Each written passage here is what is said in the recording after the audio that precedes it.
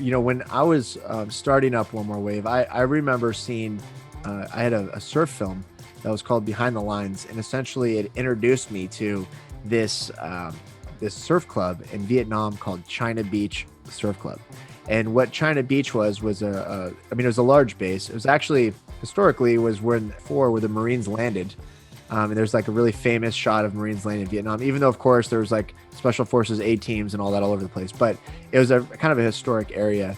But anyway, China Beach was a big hospital. Like, I don't know if you remember the show China Beach. Of course, they had like the big big hospital there. But they had on the beach was a R&R, rest and relaxation beach, where essentially troops would come in from the field and they would, have some time to relax, maybe have a couple beers, go to the beach.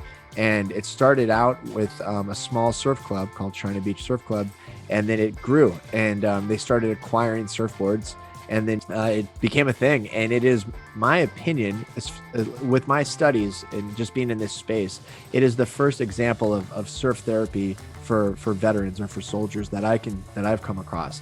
And I love it, because here these troops were coming in and out of the jungle and finding therapy within the waves. And I can go into why, my theory of why surf therapy impacts veterans. Essentially, the why, surf therapy is a thing. And what my job at One More Wave to do is to make sure people know, like, some people, not all people, but if you're not a surfer, immediately what usually comes to mind is like Spicoli from Fast Times at Ridgemont High, right? So you're thinking like, here's this stoner, whatever, who's just all he cares about is surfing.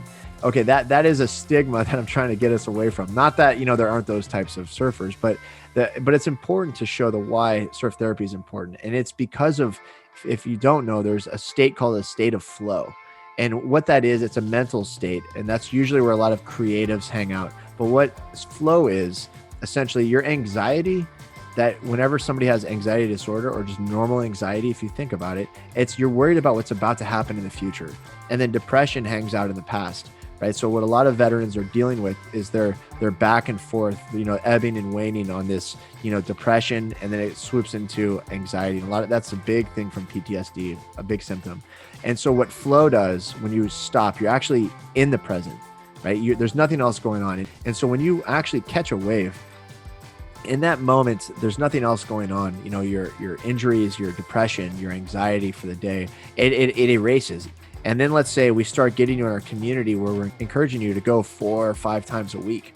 And then now that's slowly starting to get you out of that state, that heightened fight or flight state that PTSD lives in. And before you know it, that will actually cognitively and your behavior. So essentially you're changing the way that you are thinking about things. So surf therapy is a thing.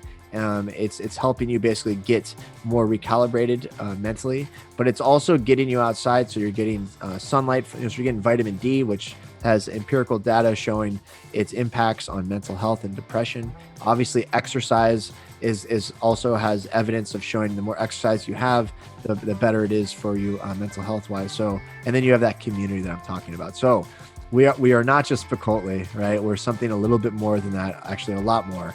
And that is why all these chapters are popping up. And that was never part of the original idea. It was just to help that small little clinic. But now it's like, it's working. And that's where we're just so fired up to be a small spoke in the wheel of progress.